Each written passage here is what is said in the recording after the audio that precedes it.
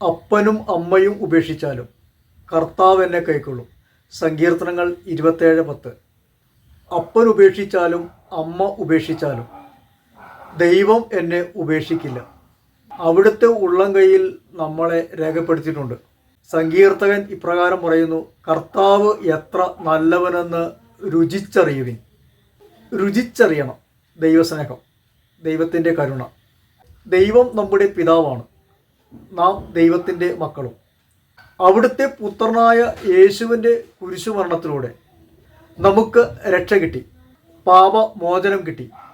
ക്രിസ്തുവിൽ നാം എല്ലാവരും ഒന്നാണ്. ഒരേ ശരീരത്തിൻ്റെ അംഗങ്ങളാണ് നാം ഓരോരുത്തരും. ദൈവത്തെ നമുക്ക് സ്വീകരിക്കാം. നാഥനും രക്ഷകനും കർത്താവുമായി നമ്മുടെ ജീവിതത്തിൽ നമുക്ക് സ്വീകരിക്കാം. ഒരിക്കലും തള്ളിക്കളയില്ല, അവഗണിക്കില്ല, ഉപേക്ഷിക്കില്ല. കർത്താവിൽ പ്രത്യാശ അർപ്പിക്കാം, വിശ്വാസമർപ്പിക്കാം.